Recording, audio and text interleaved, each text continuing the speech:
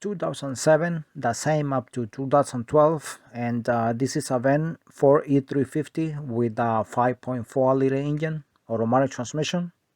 And I'm gonna be replacing the front brake pads and rotors and inner and outer wheel bearings on this van. 22mm lug nut.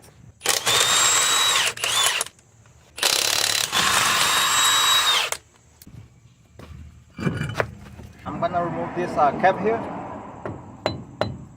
You just tap it here and this and next I'm gonna be removing the caliper right now. Do not remove this at this point. Next I'm gonna be removing the guide pins here on the brake caliper.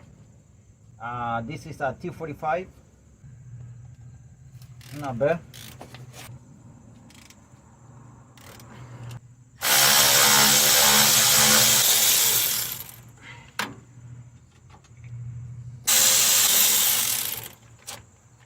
You pry it from beneath here, not from the top, but from beneath. And make sure you don't stretch the brake lines. Next, this brake pad. 21mm bolt here. Very tight. Okay, couldn't do it with a big ratchet, and I always have used this metal half drive. I said 21mm socket. This metal I have used all the time, like this.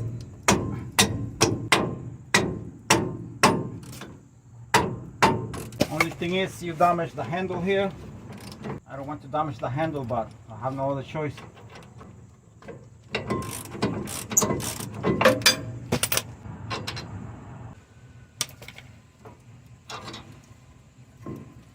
Here we go. Next is going to be the cotter pin here.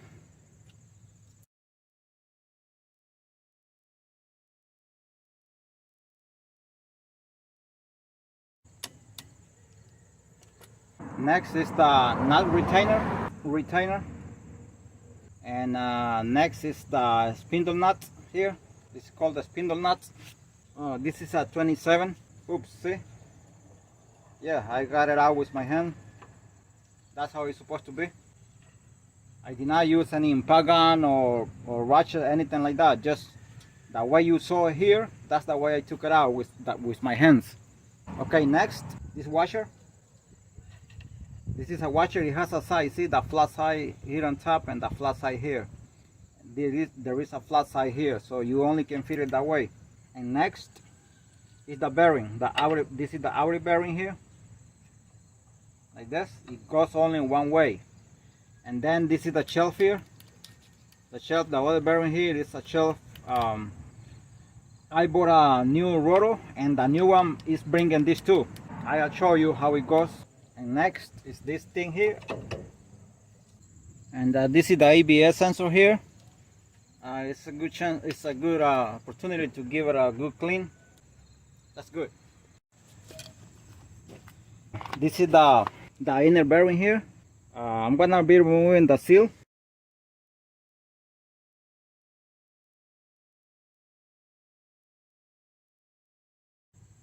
Just see how it is in the position that it is. See? It goes exactly like this. This is the same way I took it out. I just press it over here with something that will fit. Like this. Just tap it. See? And now that this is clean, see, this is the shelf here. This is this one here. This is the new one, but it does not need it because it already has it here. See, this is how it goes. This is how it goes, and the bearing goes like this. In this case, it will not fit because that one is already in place. In other words, this came with it. This rotor came with that shelf. So all I gotta do is place. That's how it goes. That's exactly how it goes. And I have a red grid here.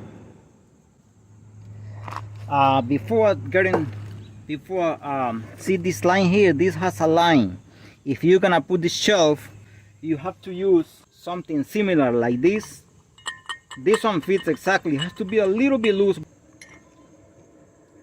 Then see, this one fits exactly. It's still a little bit loose, so that is good. And you tap it like this. Very similar the way I'm gonna put this here. Basically the same. Now if you're gonna use the same rotor, the old one, all you gotta do is to get this shelf out, because you have to get this shelf out of here. Push it out from the other side with a chisel, and that's all you gotta do. It comes out very easy. It has to come out through this side here.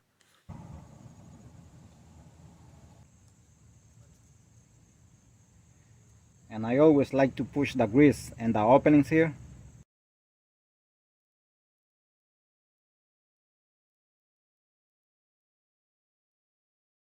Alright, and that is good right there.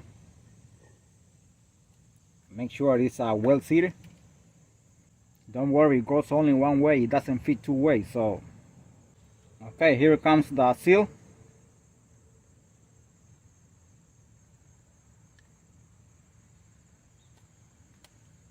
And then I'm gonna use this one here. This one, as I said, fits exactly right there. Like I said, this you only tap it, and that's it. When it hits the bottom and it cannot go anymore. Okay, I already cleaned here and put some grease. I'm gonna install this rotor right now. That's the bearing right there.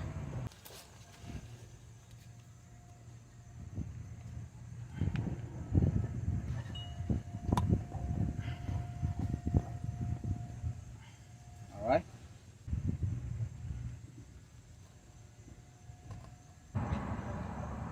The new bearing here, it goes exactly like this.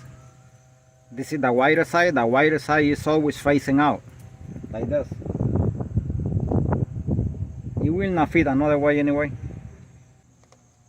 Okay, I'm gonna install it.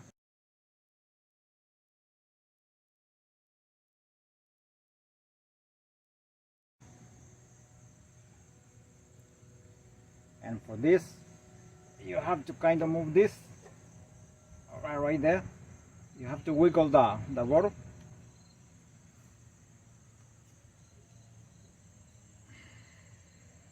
Okay, next is the washer here. Make sure it's cleaned. It can only go one way, as you see.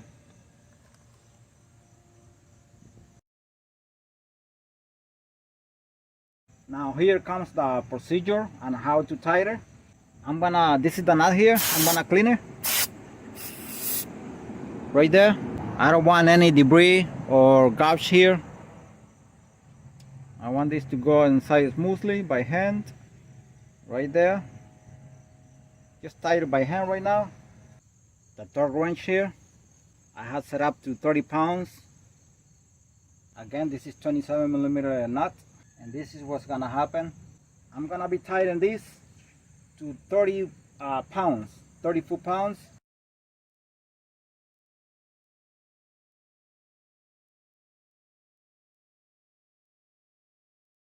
While rotating this at the same time.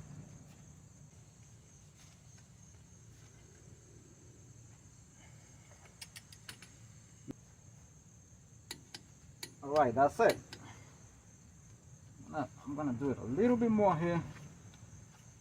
But here I have 30 pounds already, because see?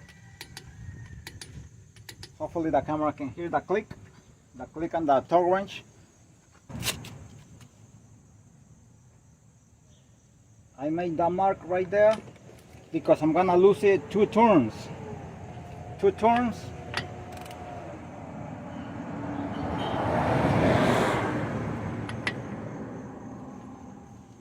Now I'm gonna see. Okay, 1 turn. Another turn right there. That's the mark. Now I'm gonna set this my torque wrench again to 21 pounds. And that's about 21 pounds. And never use this to lose any bolt. This is meant only to tie. and not to lose. Okay, right now I'm gonna be doing the same process again. I'm gonna be rotating it at the same time and then tying this at the same time. Gotta tie the spindle nut to 21 pounds while rotating the rotor at the same time.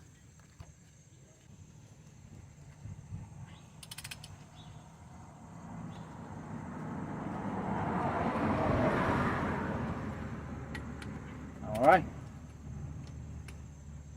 That's it. I hope the camera can hear the click. Right there. 21 pounds. Okay, now the next step. See the mark here? It's basically like a 12, basically. So I'm gonna lose it 175 degrees, 175 degrees. So it's basically gonna be a little bit to the right here of 6 o'clock, a little bit. I'm gonna go ahead and do that. Okay, here I'm losing it 175 degrees, and after I lose it 175 degrees, the final tie is going to be with your hands. Here is the 175 degrees, and I saw I was recording, but I was not. But the last step is you just tie it to 1 pound with your hand, and you leave it like that. That's it.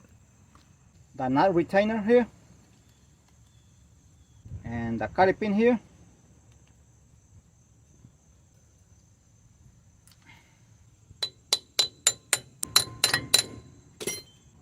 A little bit of a silicone compound here. Right there. And I'm gonna do the same with this one here.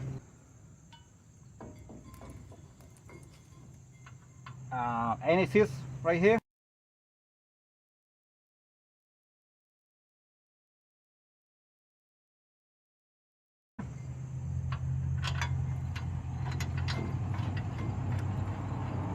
Any seals also on both of them. It's going inside by hand very smoothly. 166 pounds. Gotta set up my my torque wrench again. Right there. Right there. All right. I'm gonna try it here. Right there. I'm gonna use one of the old pets here. I'm gonna compress the piston here. And this clamp is not the appropriate tool to do this. Unfortunately, I don't have the one that presses against both pistons at the same time.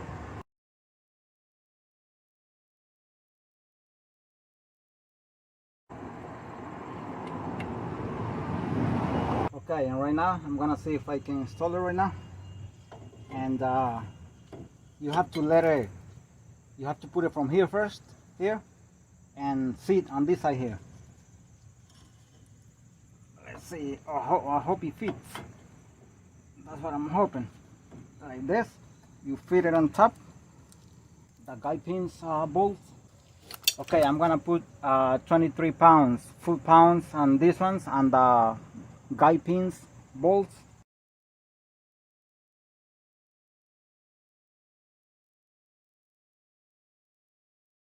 The starter fluid. I don't have brake cleaner because of the mess that fall here. And I'm gonna put some NECs here on the studs.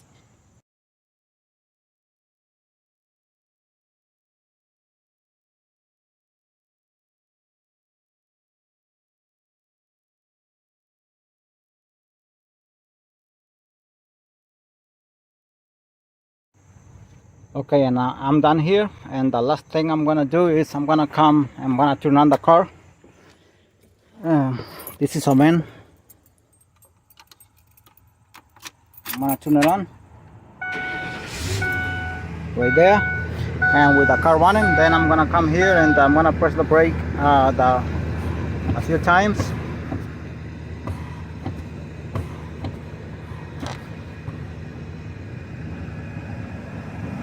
Alright, that's good. That is good. Now it's safe to move the car. I can move the shifter if I want to. The reason is because the brake caliper was retracted. Thanks for watching. And if you think this video was helpful for you, please consider to subscribe to my channel. Thank you, and God bless you all.